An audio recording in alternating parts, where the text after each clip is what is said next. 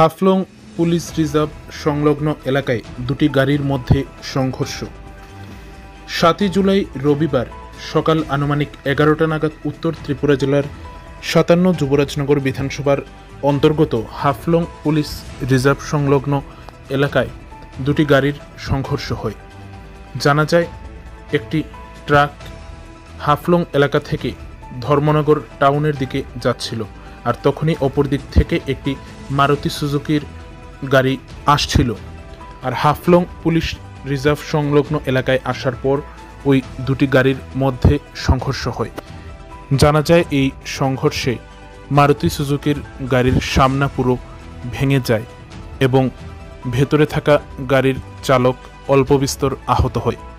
পরবর্তীতে স্থানীয় লোকজন মারুতি সুজুকির গাড়ির ভেতরে থাকা গাড়ির চালককে জেলা হাসপাতালে নিয়ে যায় চিকিৎসার জন্যে।